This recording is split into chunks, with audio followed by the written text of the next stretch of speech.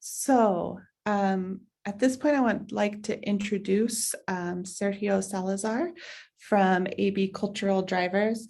Sergio is a bilingual Spanish-English university professor based out of Guadalajara, Mexico. He may be familiar. He presented yesterday along with Nelda and colleagues. He is an associate researcher at AB Cultural Drivers, and we are incredibly lucky to have him facilitating today and leading us through this experience together. And yeah, I'll just leave it at that. Take it away, Sergio. Thank you, Megan. Good morning, everyone. Thank you. I'm really glad to be here, sharing with you this second day of our roundtable. So, I hope we will have a great second day. We will be able to continue yesterday's discussion. As you know, we are here to expand our knowledge on the current issues in early education dealing with diversity. And we would like for each of us to share and learn the experiences that we have on some research projects as the ones that were presented yesterday. So for today's presentation, I think we will be able to identify these new approaches to research processes, especially today with Indigenous populations and Native Americans. Native American populations as well. So I hope we can really learn and maybe start bridging what we learned yesterday from the experiences of our panelists today. So I think, as Megan said, we will have a Q&A session after the presentation, and then we'll have a break, and then we'll come back to do some breakout groups with these guiding questions that we prepared as a team before. So I'm going to start by presenting or introducing our panel. Our speakers are Valeria Atanacio. She's a Tribal Affairs Manager at the Early Learning Division. She will be joined by Sara Koyano and Ingrid Anderson. They are both researchers at the Portland State University. So thank you very much for being here. And their presentation is titled Indigenous First Steps, Family, Culture, and Community. And they will be talking about, they will present this, how's their work being with this planning grant to promote cultural specific early learning programs for this American Indian or American Native children in the state of Oregon. And they have the aim of developing this childhood professional development certificate, right? So yesterday we talked a bit about this professional development certifications, or all the importance that has the professional development in our field. So they will be talking more about this grant and the planning that they have been doing. So they will share about this work. They are at the early stages of their work. So I think that will be very interesting for us. And I'm also sure they could be able to use our feedback as well. So I'm sure we'll learn a lot. And well, please use the chat as Megan said, and also keep note of your questions so we could come back in a few minutes to ask and react to their presentation. So please go on. I don't know if it's Valeria who's going to start, I think, or Ingrid. Yeah, thank you very much. Thank you. Can everyone see my screen? Yes. Okay. I always like to double check. Thank you so much. We are all thrilled to be here today to share with you about our project. My name is Ingrid Anderson, and you're going to be hearing Valeria and Sara's voice as they talk through the project.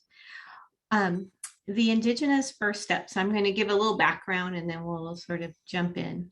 The Indigenous First Steps grant was funded by the Student Success Dollars from the Oregon Department of Education in 2020-21. And really the purpose of that grant was to create a framework to rethink what early learning looks like with Indigenous strands of knowing and Indigenous knowledges, honoring culture and language and traditions. And so our work was really designed not to develop fully the certificate, but to interview and speak with, and really from a perspective of listening sessions, hear from tribal elders, from cultural bearers, from parents, from community, from early childhood educators, to build an understanding of stories. And so this project looks and feels a little different than maybe traditional research if you are in the research field, or if you're used to reading research. And so what we want to do today is represent the approach of storing, which is grounded in Indigenous methodologies, which was the framework and the basis for our work. And so today you're going to hear a series of stories that will reveal the experiences, but also will reflect how we navigated through the research process. And only at the end we'll give you the structural framework. So we're going to start with the experience and then move to the structure and what we're learning and where we're going from here. Our work really is done in community. Ingrid? Yes. I'm sorry. I just want to make sure you know so that you're sharing the full screen and we're seeing your notes. Oh, no. Okay. Thank you. Let me flip that around. You probably are seeing the full thing. I'm seeing, okay. So I'm going to share. All right. Yes. Now all right. Thanks. My apologies and thank you so much. You've all seen now Behind the Magic, which is like having two screens up so you can read your notes. So first and foremost, this is a partnership between members of the Indigenous First Steps leadership team, Josh Davis, Katie Holland, Valerie Switzer, Valeria Atanacio, Allie Holcomb, Carrie Green, Carrie Brown, Noreen Smokey Smith, Karen Kitchen, who all helped guide the project. Nothing was done without them. And it's really based our framework in community-based research, participatory research, which meant that the research questions, the work of the project, everything was done within this frame.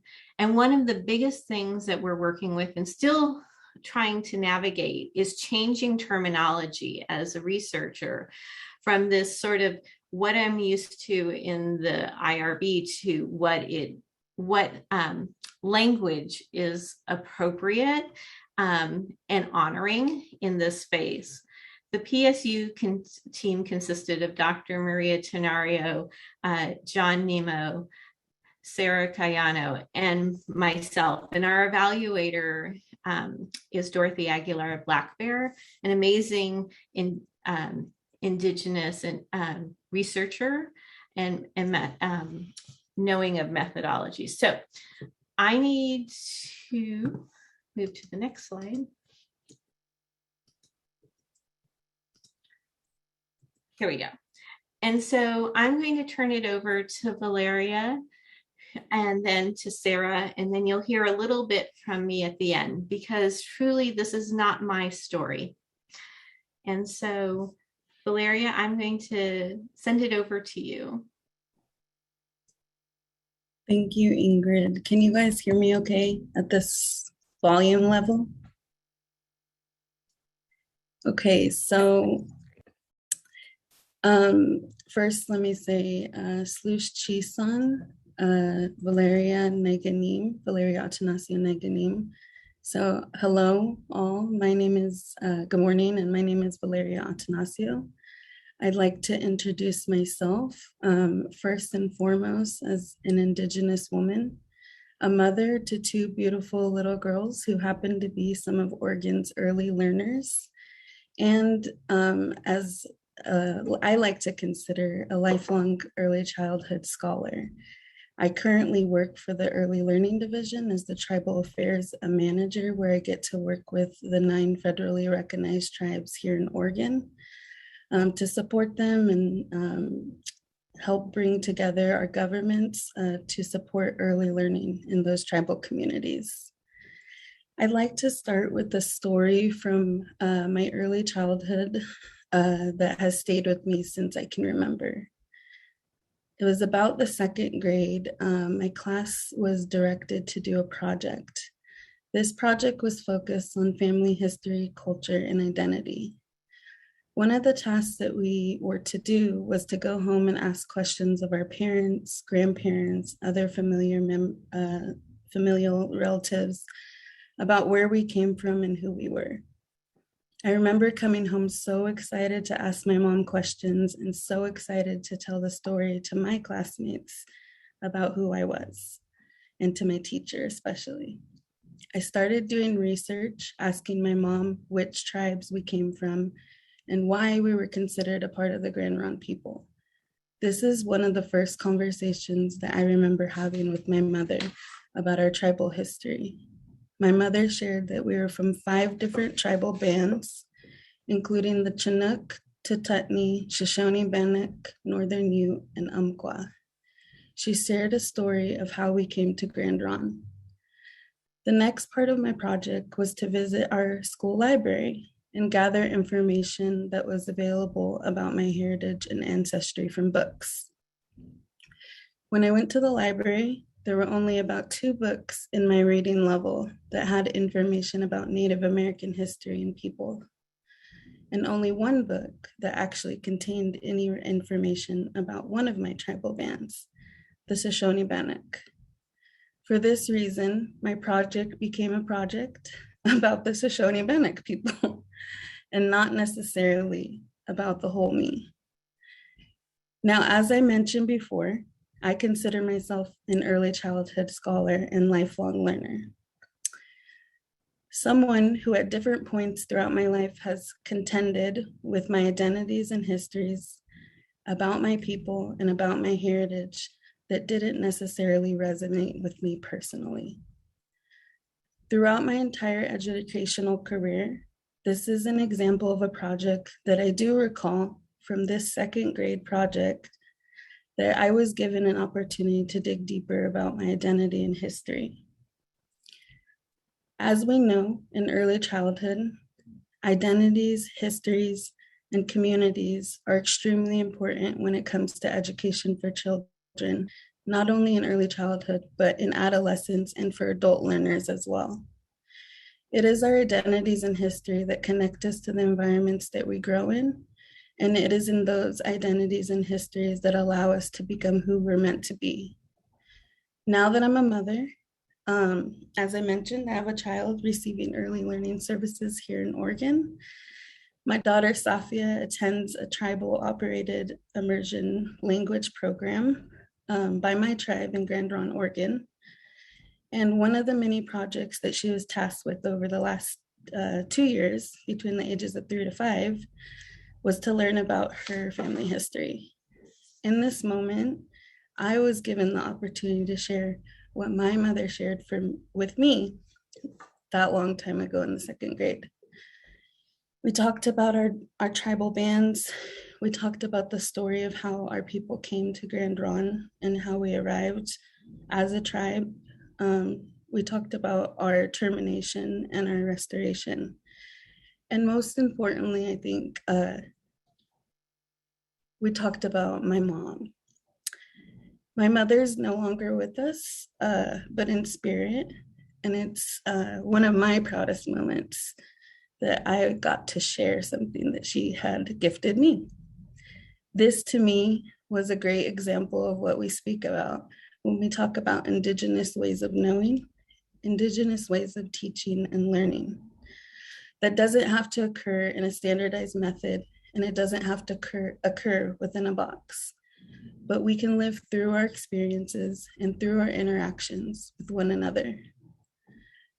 I now, as I mentioned, represent in a professional capacity our 9 tribes in Oregon. And I am the first in my role at the Early Learning Division. And I joined the Indigenous First Steps Project leadership team to help advise and make recommendations about what's being created here. But most importantly, I think it's because I truly believe in it and I feel passionate about it. Next slide.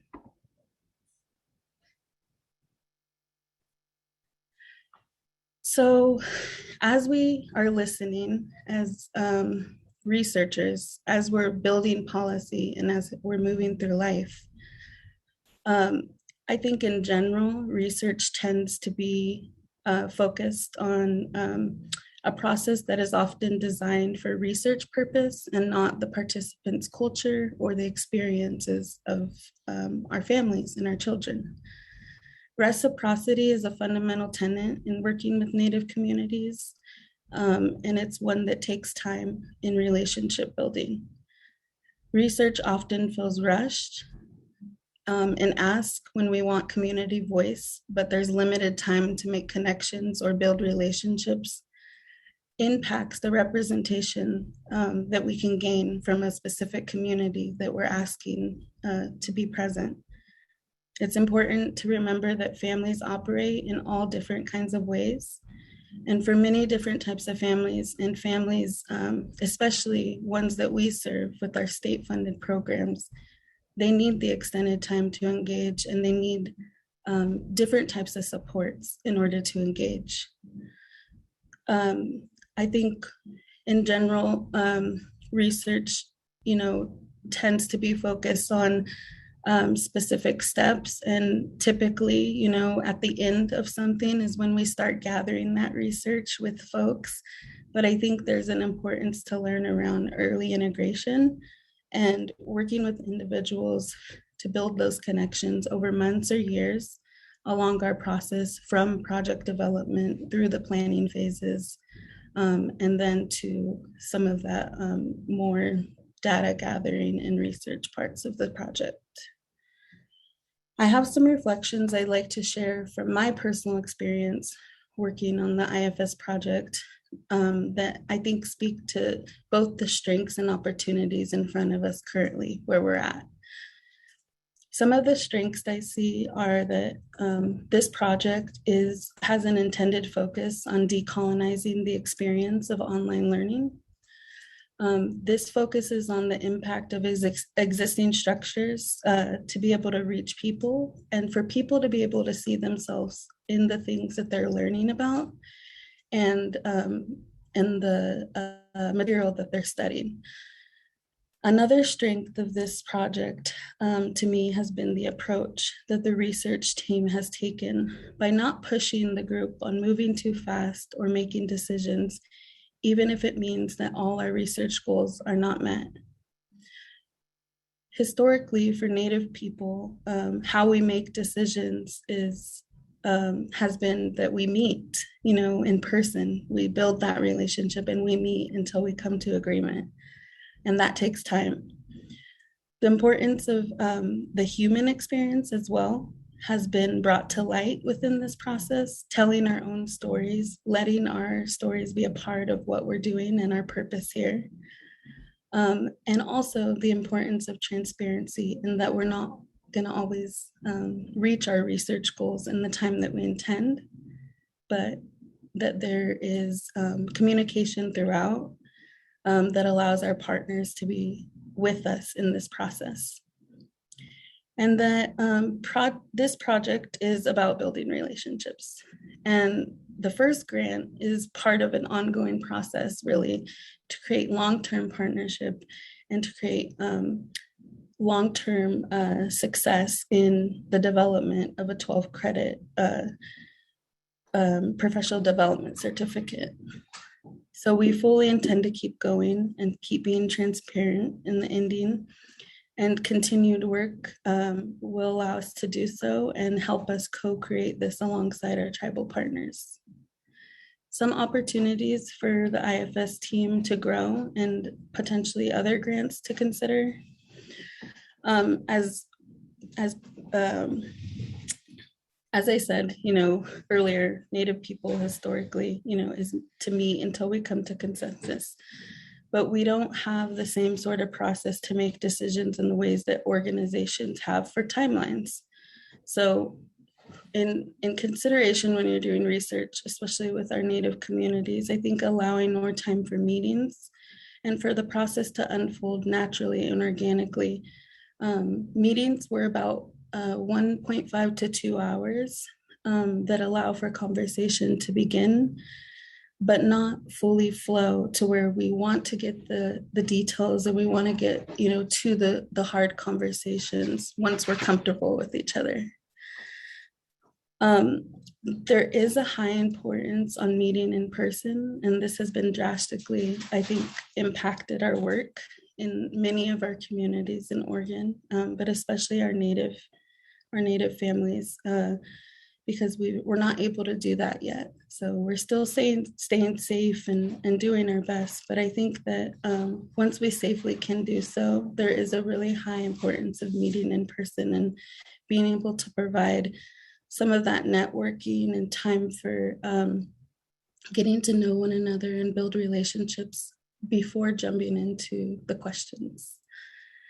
And then one of the other areas has been to be able to hear, from the IFS team, what would curriculum look like, and to be able to see samples of work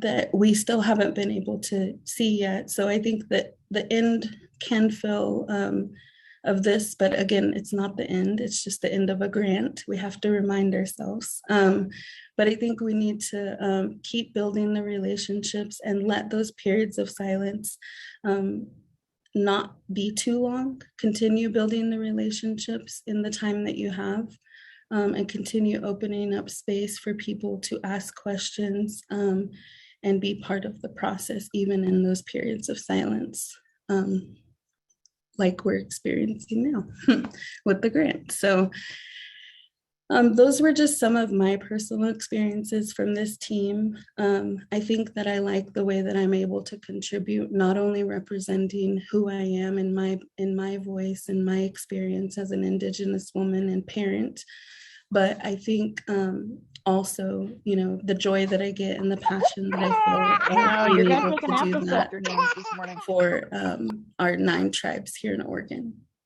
So I think I will stop there and just say that I'm really feeling grateful to be part of this project. And I think that the team, Ingrid and her team, are doing a wonderful job, and I'll continue to support in the ways that I can. And I'm excited to see what's developed in the near future.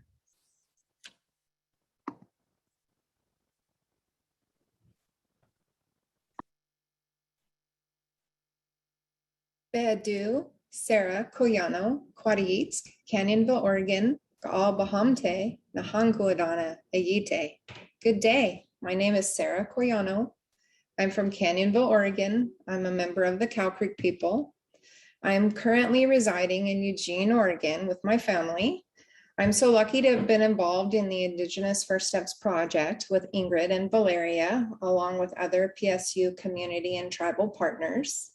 I was directly involved in the listening sessions and focus groups as a facilitator, and I spent time with several tribal elders who blessed me by sharing their personal stories for this project.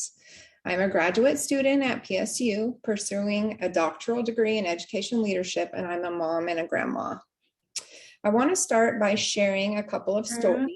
Sara, yes. I'm so sorry to interrupt, but it sounds like you need to join the English channel. Oh, how do I do that real quick? It's at the very bottom of your screen. It should say, there should be a little interpretation picture. If you click on that and then go to English. Are we better now? Let's get a couple people to say yes. Yeah. Wonderful. Thank you. Gotcha. So sorry. Should I start over? No, continue on. Okay. I hate to mess with the flow, but I want to make sure we all hear. Thank you. I want to start by sharing a couple of stories. Just last week, my family and I went on a hike at Mount Pisgah Arboretum, that's a hard word to say, near my home. It was a beautiful day, and along the hike, I saw breathtaking views of the valley down below with oak, aspen, fir, and cedar trees and green grass contrasted by the beautiful blues and whites of the fall sky above, dotted with fluffy, dreamy clouds. Along the path, I heard birds and saw squirrels, who I assume were busy gathering acorns. As I walked, I noticed that the ferns had new green growth shooting up from below with an intense green that was a distinctly brighter color than the rest of the fern.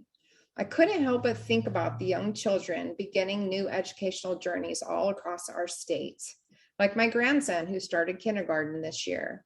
Like the fiddlehead pictured in the slide, with the new growth of the fern uncurling and reaching out, I was filled with peace and hope for the future. Another image I want you to notice is that of the park that I used to play at when I was a kid. This park is located in Southern Oregon, where I grew up. Not only did I play at the park, but my kids also played there. In fact, I very recently visited the park and saw that it was still very much the same as it was when I was a kid in the 70s. As you can see in the pictures, there's a fort with lookout towers. The openings in the towers are pointing out towards the teepees on the outside. The smaller picture in the foreground is of the fort, and it shows that inside is a cannon that is pointed out towards the entrance of the fort. As you can see, there's a young child sitting on the cannon. As a child, I used to sit in the same spot. Please hold on to the images of the fiddlehead and the fort at the park as we continue through the slides. Next slide, please. As a Native scholar, it is important that I situate myself on this land and within this story of education in Oregon. As I mentioned, I was born in Canyonville, Oregon. I'm a member of the Nahankuadana, the Cow Creek people. My father is Cree, Kalapuya, Cow Creek, and French ancestry, and my mom has Irish-Scottish ancestry. My tribal ancestors have walked on this land now called Oregon for at least the last 15,000 years or more, or as we say, since time immemorial. As Fast and Kovich point out, this act of self-situating solidifies our own individual deep relationship to place, community, land, kinship, and cosmos, and acts as resistance to erasure of our people, while dismantling the single story of indigeneity. We act in solidarity with one another as we rethink how we tell stories and unlearn colonial habits of mind. And most importantly, by acknowledging ourselves upon the land and within the story, we honor the history of our own tribal community, including our responsibility to our ancestors, current and future generations, and we participate in anti-colonial work. As I speak today, I will use the terms Native, Tribal, and Indigenous interchangeably to mean the original peoples on this continent. All right, if you could go forward, yeah, there we are. Now let's get back to that picture of the fort at the park. The fort perfectly portrays the US settler colonial paradigm, what Piper et al. Calls the metaphor of the fort. With the settlers safely inside the walls of the fort, with guns and cannons pointing out, protected from the native people on the outside. The settler is portrayed as surrounded by natives, inverting the role of aggressor, so that colonialism is made to look like self-defense. The surrounded settlers in their forts are not portrayed as invaders. Rather, the natives are constructed as the problem. Here, the life forgotten is the absence produced regarding how Indigenous peoples acted in defense of their homelands as they continue to this day. Native people and communities are still here, challenging colonialism, continuing to story, and refusing to be forgotten. Next slide, please. Indigenous research methods demand that the fort be removed, that we decolonize research by removing the enclosure and recognizing Indigenous ways of knowing and being as equally important. Indigenous research methods operate from a Native worldview which predates Western research on this lands. Next slide, please. Embedded in Indigenous research methods are the key protocols of relationship, reciprocity, respect, and responsibility. Relationship accountability and responsibility, including developing and keeping community relationships even after research is done. As a Native person, my relational responsibilities are to myself, my family, my community, and to the participants in the project. Reciprocity involves giving back to community with action-based research that is meaningful and beneficial to the Native community. Research must respect and honor cultural and community protocols, understanding the importance of elders and culture bearers, and who is allowed to tell community stories. And finally, responsibility to Native communities and research participants, including centering community worldview, values, and cultural protocols. Next slide, please. So why does this all matter? Well, the truth is, Native realities, worldviews, values, ways of knowing and being have been minimized, erased, and devalued in everyday life in the US, including in schools across the state. The first quote I want to highlight says, "I've been immersed in American public education my whole life and was unaware of pretty much anything relating to Native Americans," said a student after taking a Native American history course, presumably in college. The second quote comes directly from testimony for Oregon Senate Bill 13.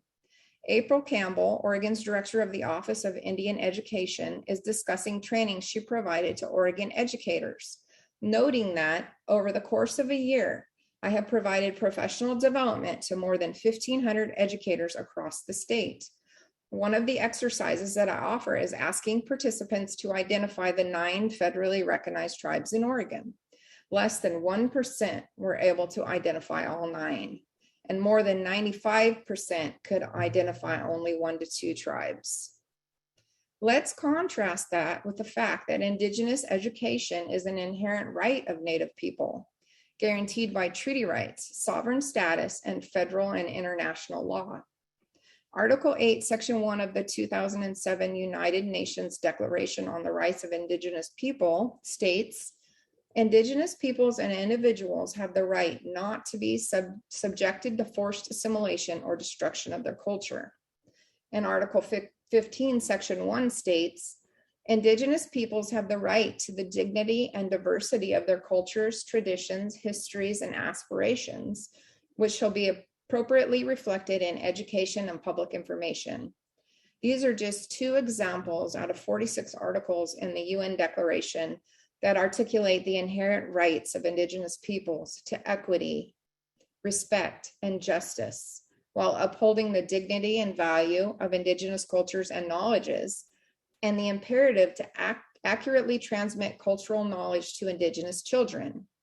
Despite the UN Declaration, treaty rights, sovereign status, and federal and international law, many young Native children in Oregon do not have access to educational opportunities that value, honor, respect, and affirm their Indigenous identity and culture, nor do they see their culture and history accurately reflected back in school pedagogies, curriculums, or environments.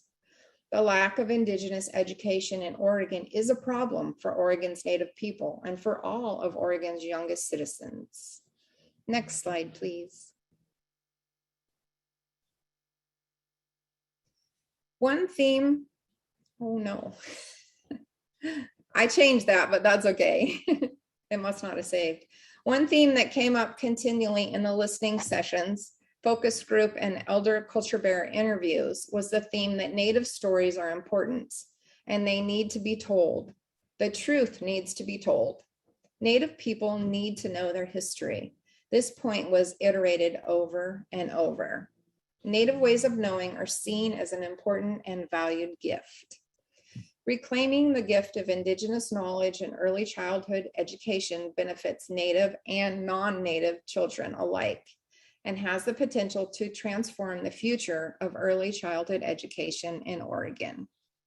As Jacob et al. Point out, Indigenous knowledges offer generative values, philosophies, conceptual frameworks, and stories that can enrich all students and society more broadly. Indigenous knowledges offer an important resource for educating all children. Native peoples have a long and dynamic history in this place and on this land now called Oregon. Rich spiritual relationships to the land, along with traditional Native knowledge systems and ways of teaching, learning, and knowing live in this place. Furthermore, Native languages, arts, stories, dances, songs, and the knowledges of nature, animals, plants, and foods have remained here. These Indigenous epistemologies and pedagogies are the inherent rights of Indigenous peoples, entrenched within their lands as original peoples. But even more so, Indigenous ways of knowing are a valuable resource and a gift that can benefit all children in Oregon. Indeed, there is an opportunity for true healing on Indian lands.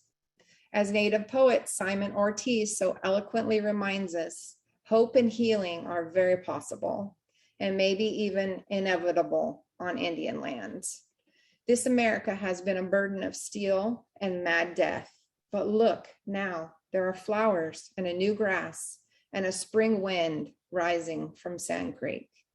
Thank you so much. It has been a pleasure to be able to come and talk together today. I'm so grateful for the opportunity to be here.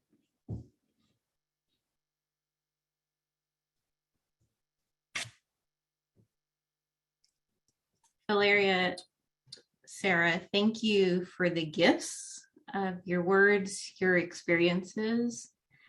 It is truly humbling to be a researcher in community. And so much of what we're learning in this journey, where we are just really starting together as colleagues, co-protagonists, co-constructors, is how to do this work in ways that are respectful, how to learn new languages, how to build new ways of thinking about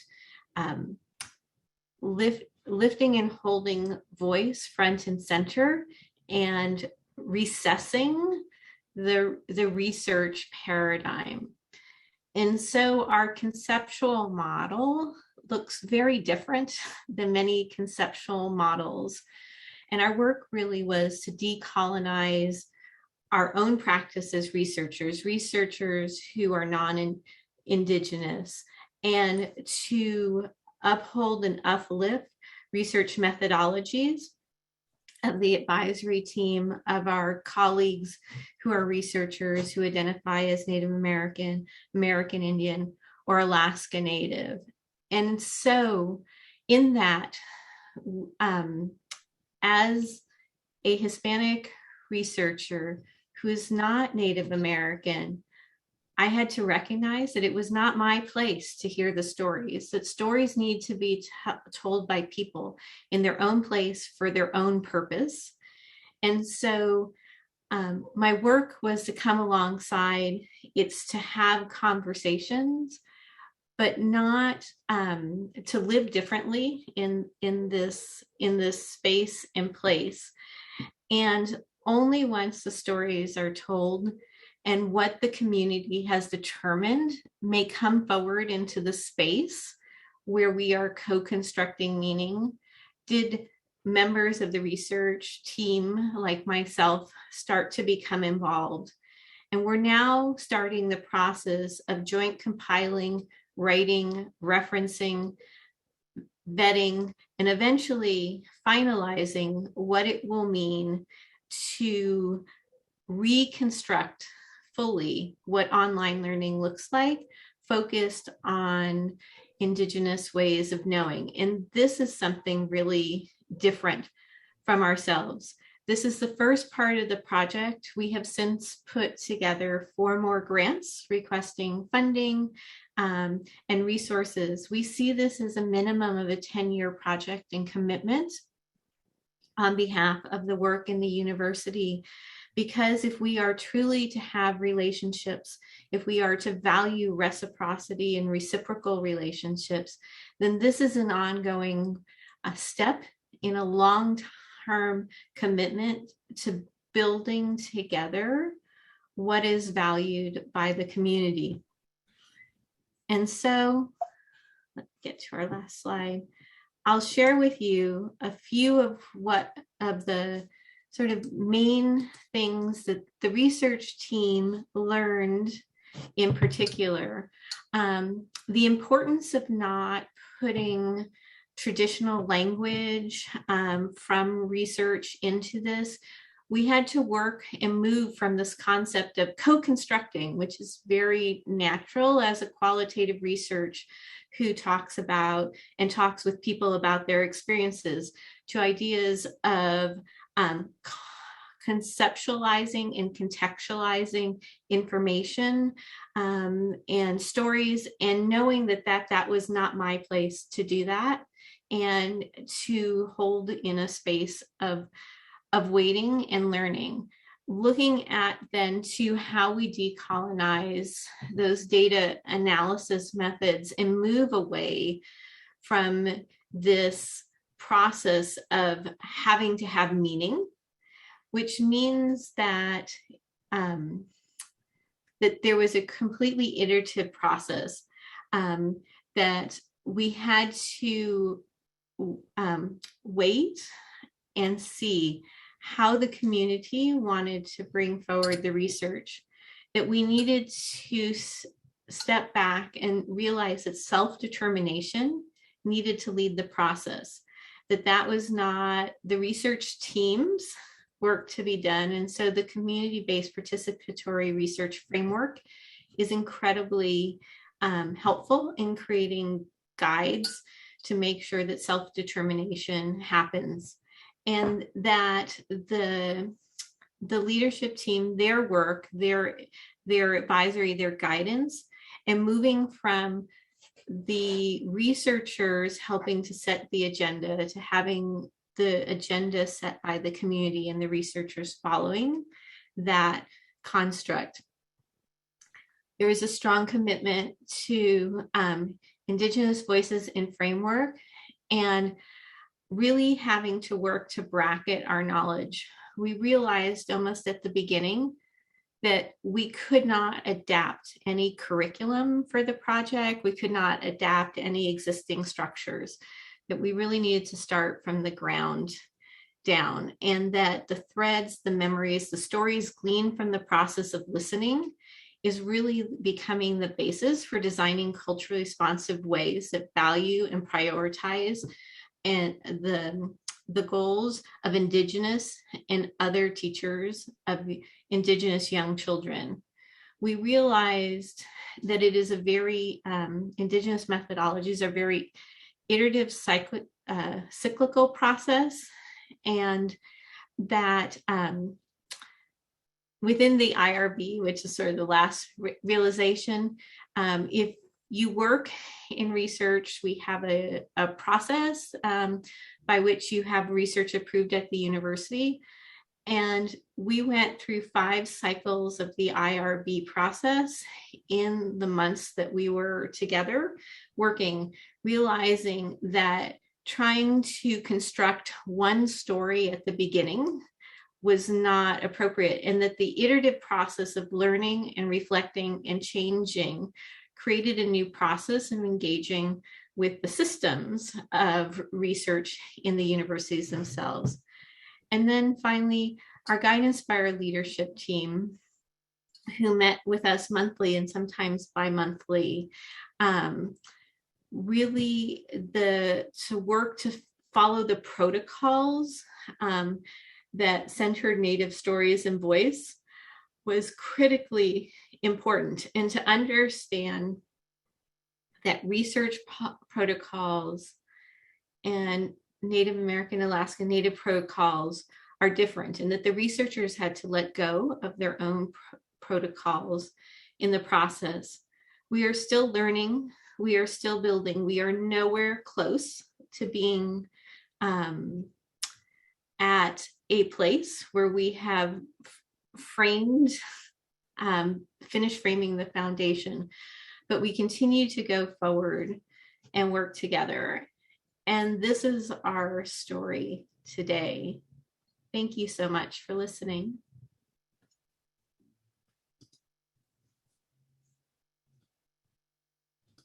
Wow, thank you very much. It was such a deep communication, right? What you shared with us and all your personal stories and the personal experiences. Thank you very much, Sara and Valeria.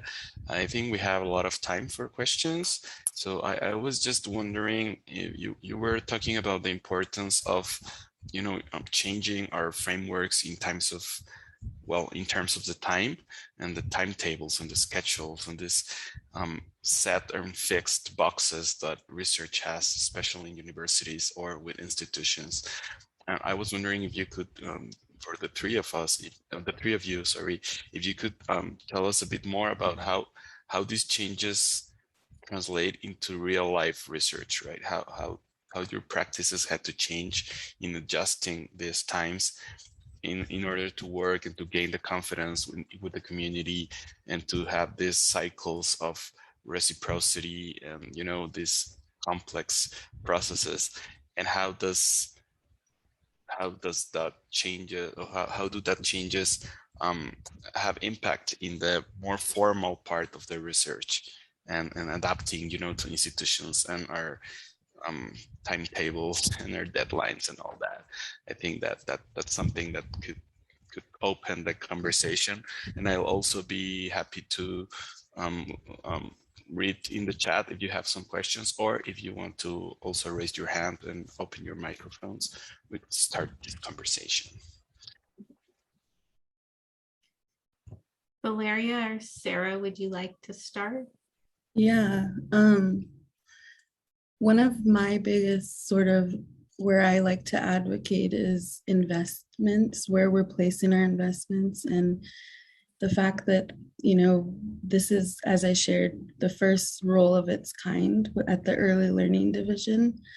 And now it's a permanent position as part of the early learning division. I think as you're thinking about investing, personnel, dollars for personnel or hiring, you're going to want to put those into tribal affairs, into people who can reach the community, who have experience with the community, and who come from that voice of that community is one of the best ways that you can begin starting to build those relationships and connections.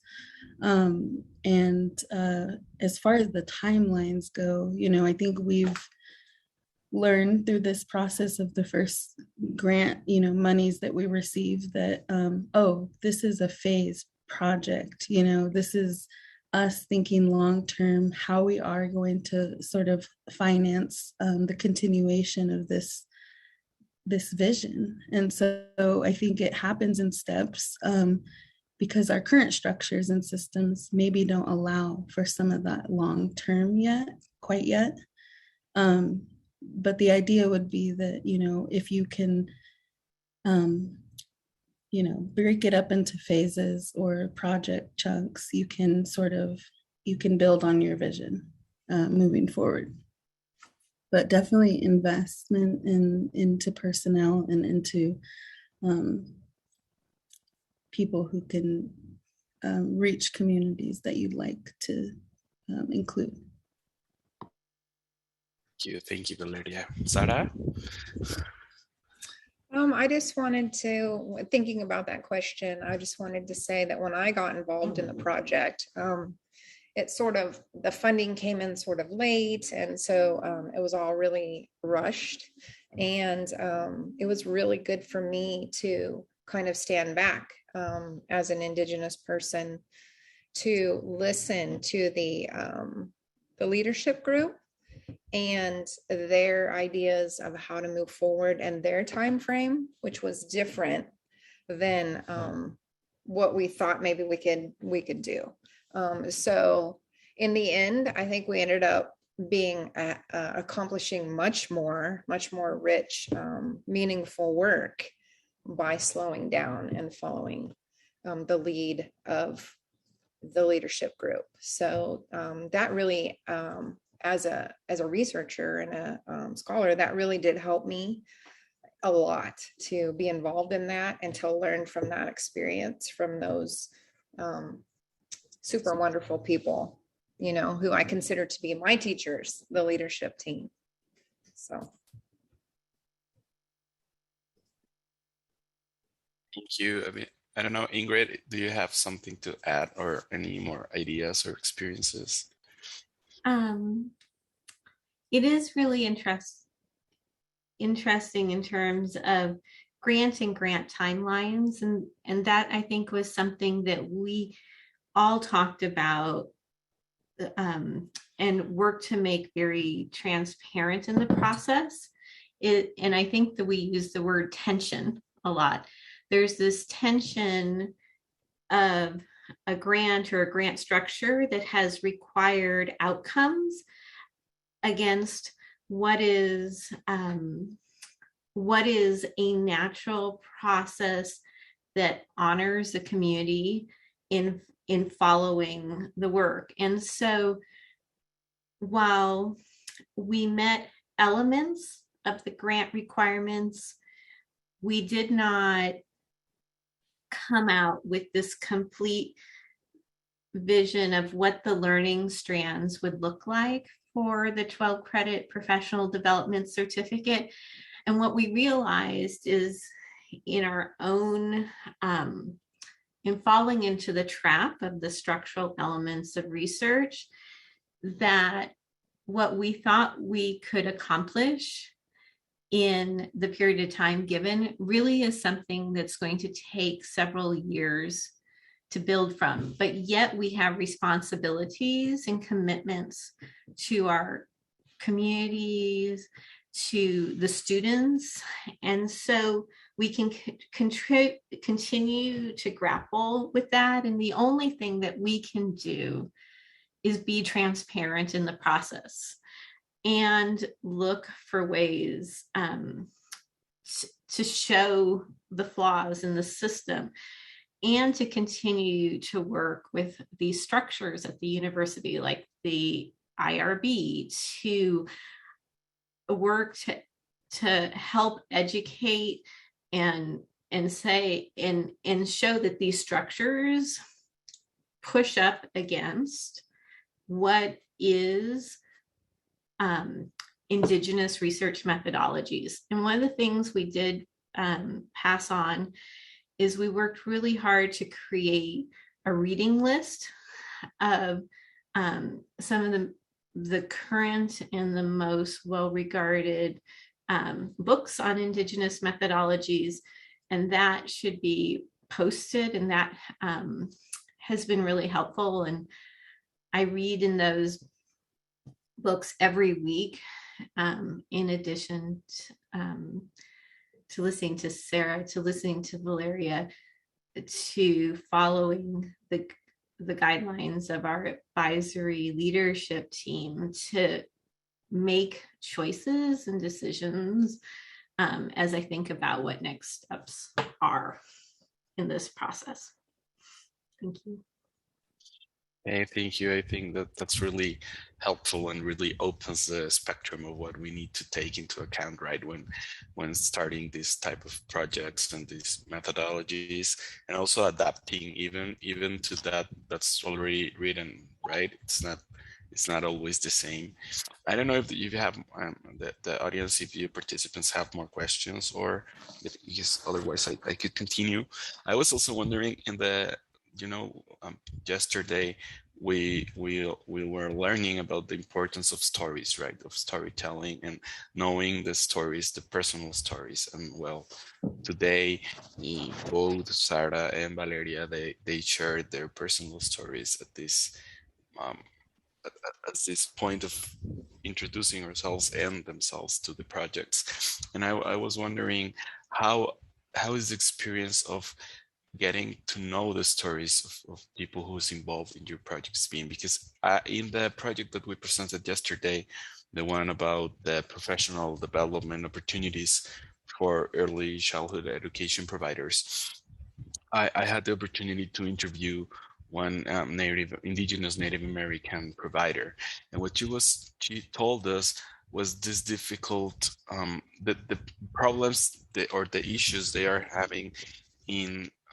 getting people to share the stories and to have the opportunity to know themselves, to think of themselves as potential, providers or potential students or professional or potential researchers, right? Because sometimes, especially in Oregon, these opportunities are not always communicated to indigenous populations or to Native American groups.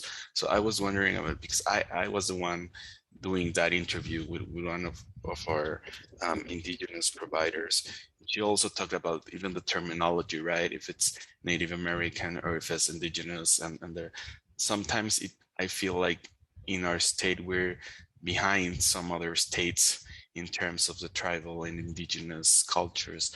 And how's your experience with getting to know these stories and people really wanting to share those? If you could talk about, because that's something that, yesterday in the first panel, they were talking about parents becoming partners in education, and then we were talking about professional development opportunities, but those are very different in some communities. So I was wondering if you could talk about that a bit. And I'm looking for the questions if anyone has something to ask our panelists. We still have time. So yes, please. Well, I can speak a little bit to my experience in sort of what tribes are focused on currently as a whole in Oregon. And when you talk about like that professional development opportunity for helping not only families engage, but also reach a level of, knowing about child development, understanding their own children that they're raising, and then becoming passionate potentially about doing it for others.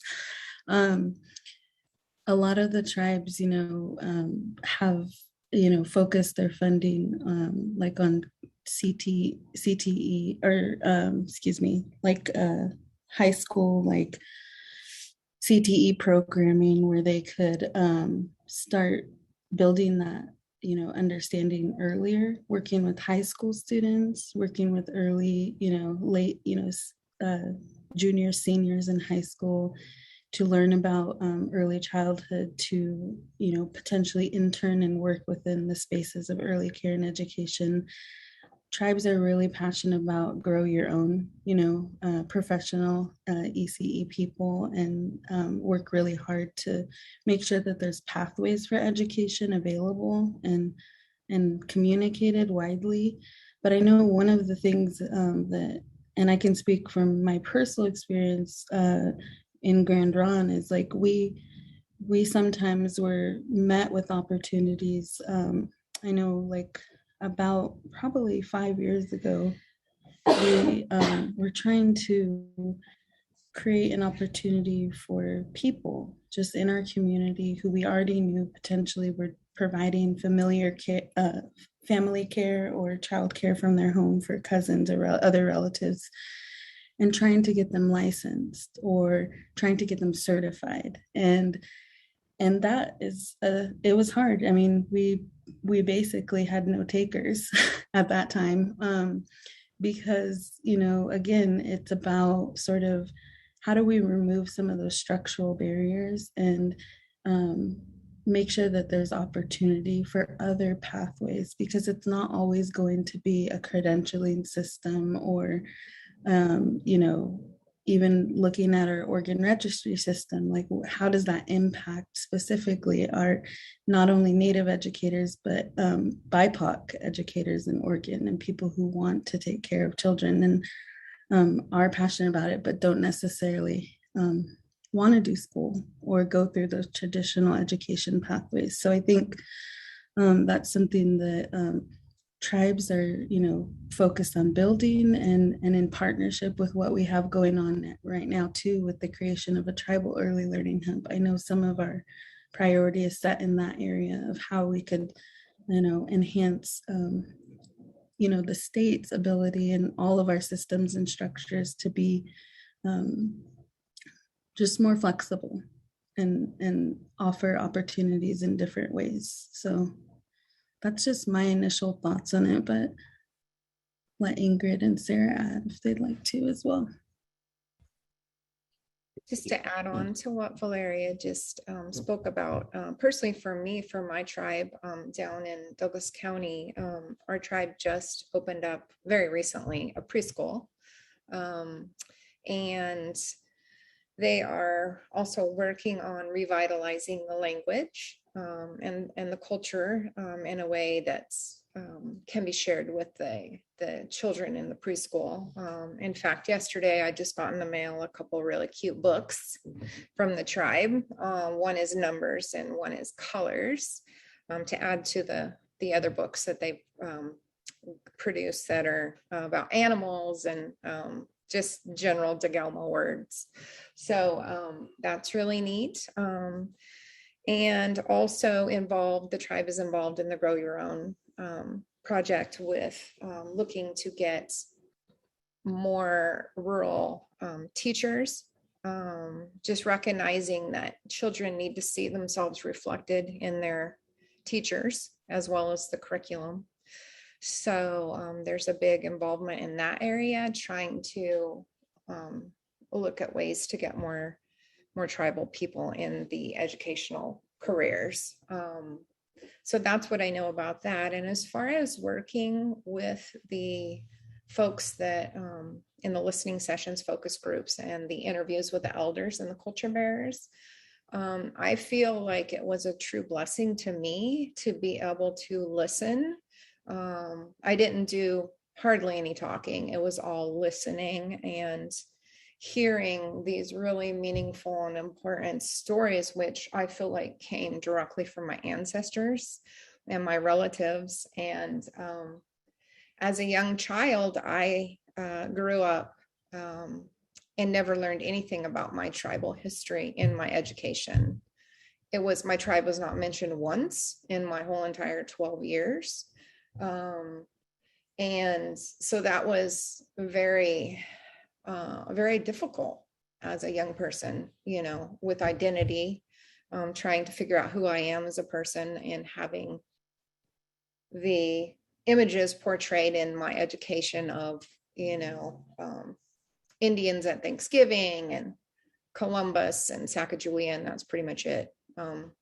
So it was very meaningful to listen to these stories from the folks that I got to interact with. And I can't tell you how much it really touched me. And so I know that this is very important work. So that's it. Yes, sure. Thank you. Thank you very much. Can we can continue with Nelda? You had one question. And if someone else has more questions, please let me know.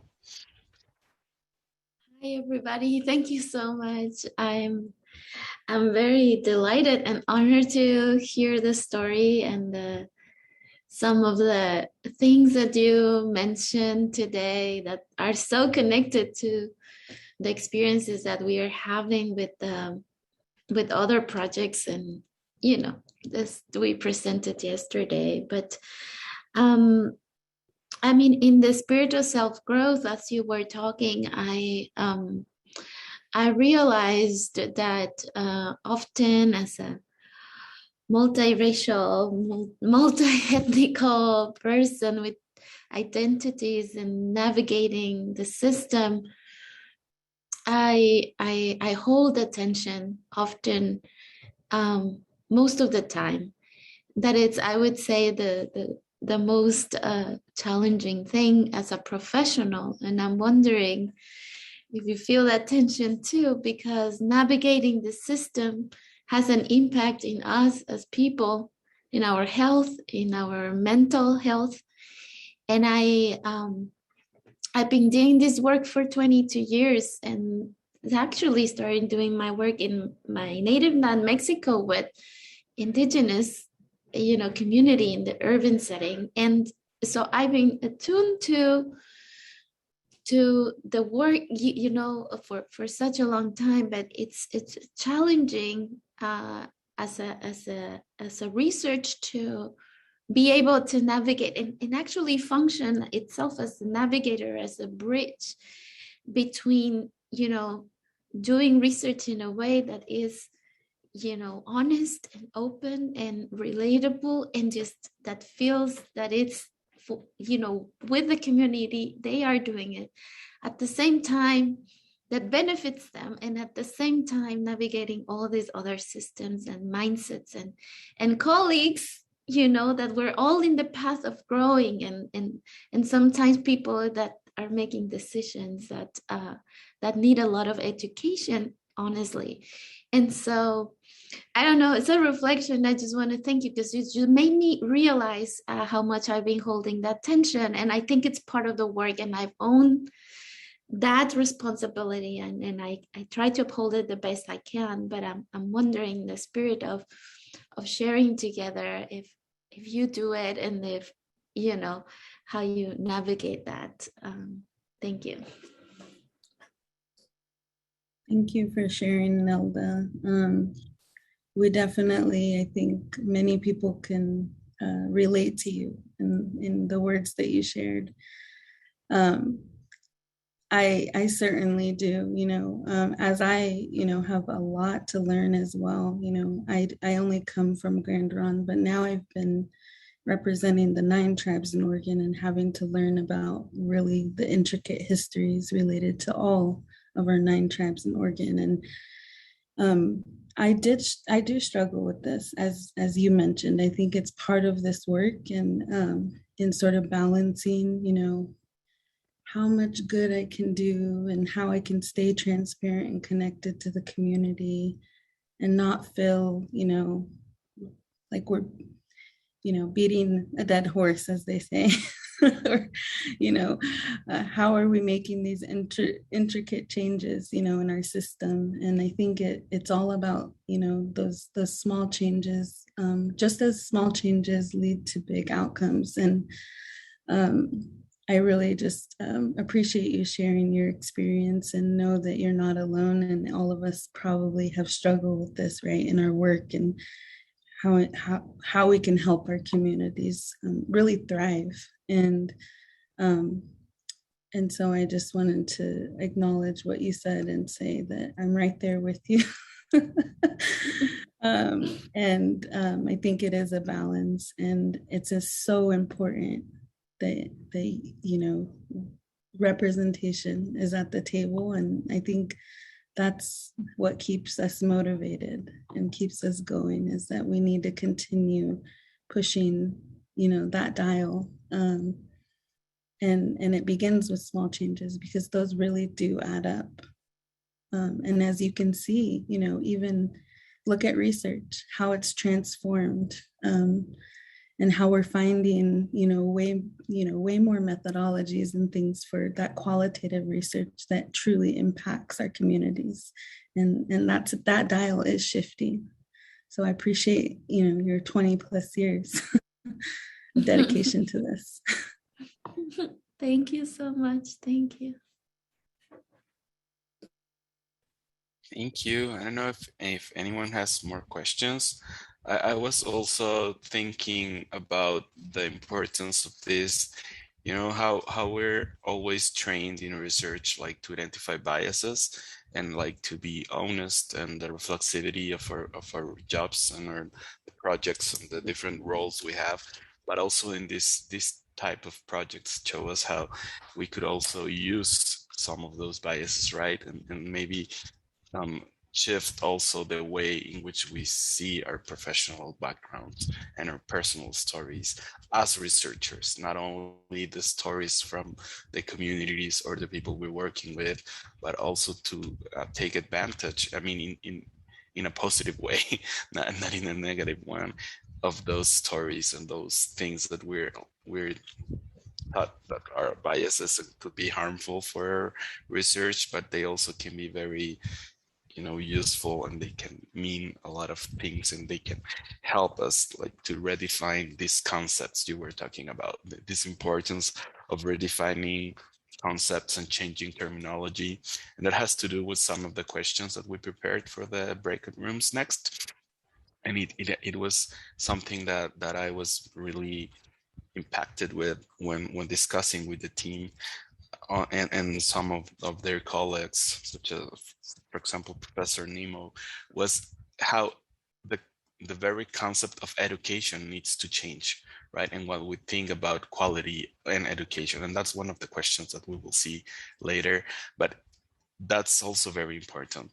It's not the same for everyone. It's not the same in the universities, and it's not the same, the ways in which, in this case, early education, but all education occurs and needs to happen in different communities. And I don't know if you would like to, and Ingrid, Valeria, or Sara, if you want to mention something about these changes and these different concepts that we need to start sharing and redefining in terms of what education is or what quality means in different contexts.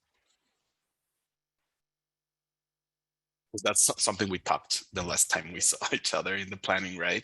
And Yeah. I think that was a very powerful idea. So Dally and Urban, who write in sort of reconceptualizing early childhood education, call this the dilemma of colliding worlds, where we have early childhood professionals who are expected to act autonomously in classrooms with children individually, but we have systems that are increasingly pushing in structure. And so you have this dilemma between needing to act autonomously and needing to have structural outcomes and things. And what happens in that space for me is that we have to find a way to think about our structural elements that honor different ways that different communities make meaning, and realize that some of that structure is really grounded in colonial practices. And so how are we decolonizing something? But we're also looking at turning a massive barge stacked with 1 million containers, and that change is slow. And so the question becomes, how do we act both systemically and how do we act locally so that children don't have to wait, teachers don't have to wait for the system to change? Are there places that we can meet towards the middle, and that we empower educators to be able to be their authentic selves in the classroom? And so this is a tension in which part of our project is living, is in when we offer and develop and continue to evolve this 12 credit certificate, which will not fit into the university standards at all, because we don't want this certificate to be about papers and about tests or any of the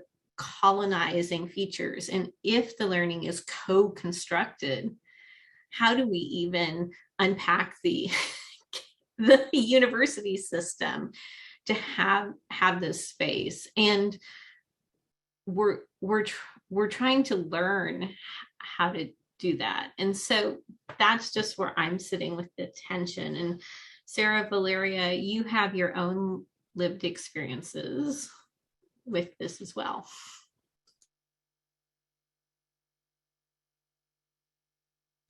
I just wanted to mention, from the standpoint of a student at a university working towards a dissertation, what I find is tension sort of pushed back towards me when I try to do storying or write in a way that feels comfortable for me as an Indigenous person. I oftentimes, have comments like, this doesn't belong in your paper. So when you try to involve your own story from your lived experience, sometimes that there's pushback on that, and that's unfortunate.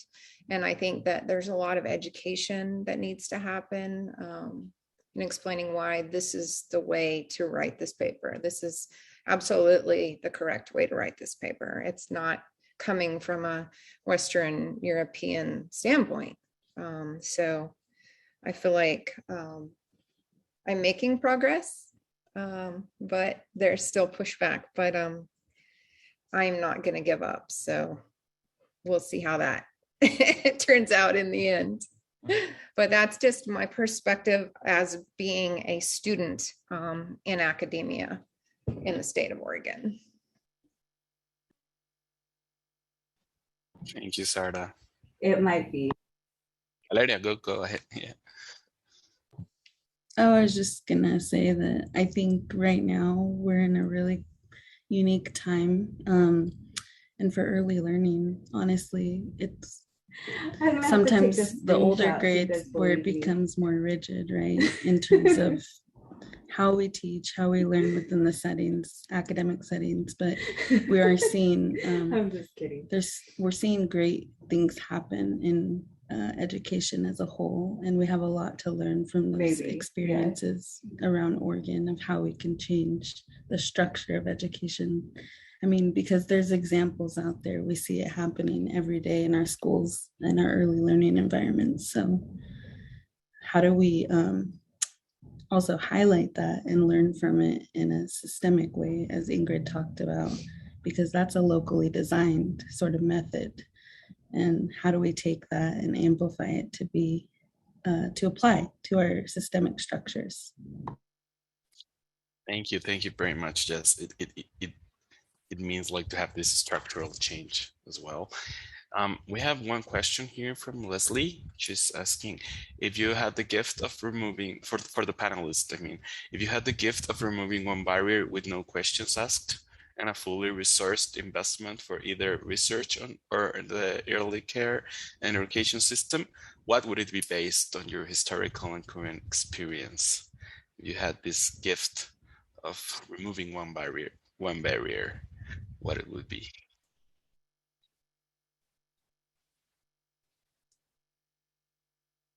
Valeria, Sara, would you like to start? Because I think it's your voice that should guide us. I can start, but for me, it's a barrier that's not easily removed, or maybe not even possibly removed, and that's just the whole settler colonialism. And for me, it's a big picture, so we'll let someone else go. I like that one, Sara. I also think when I think about a barrier, it's really like some of the things that we already see are intricately changing, and it's like how we're looking at quality care and early care and education, and how we're looking at culturally responsive pedagogy as a whole. And I think we're seeing, some initial early investment into, focusing on that quality and cultural pedagogy. And so for me, it would be a continued investment, and also I think the state level systems it could be maybe so much affects our funding in Oregon, down from, initial legislative agenda to, direct grants. And so I think for me, in my experience, I feel like removing, let's allow for more flexibility, I guess, of our funding. Was just her. And from a research perspective, it would be to access a continuous stream of funding, because the starts and the stop check momentum. And while we continue to apply and look for funding and talk to funders, understanding that it's really hard to do the work when the funding comes in 1 year spurts or 6 months or whatever it may be. And so for that, that would be that would be a gift. Of course. Well, I think. Can I add something, Sergio? Yeah. Go ahead, Sara. So, I've been thinking a lot about just in general ideas and attitudes and beliefs across our state, and especially with the things that we see in the media, particularly like in Newburgh, and a lot of pushback to things like critical race theory. I mean, those are really big barriers when we try to do good work, when you're fighting against a societal belief that, comes in direct head-to-head, contact with what you're trying to do, because we're all sort of in our own silo where we know this is good work and we understand what we're doing, but how do we get that out to other people, that this isn't something that you should push back against? This is really good. So I don't know how we would remove that barrier, but just want to throw that out there. In Dreamland, right? Yes, but I think that it's a work that we're all like trying to get there. And I will take this opportunity to thank you, the three of you, and all the team that you're representing. It was a pleasure and a really honor to me to being able to meet you before, and then to discuss these questions with you, and all the things that you're saying and the ideas that you're giving us are they set perfectly the tone for the next activity, that it's the breakout rooms and the questions that we prepared. So I think we could leave it here for this panel. And I don't know, Megan, if you have something to add, but I would like to offer also a virtual and as we did yesterday, if you open your microphone, like an applause for the panelists. Thank you very much.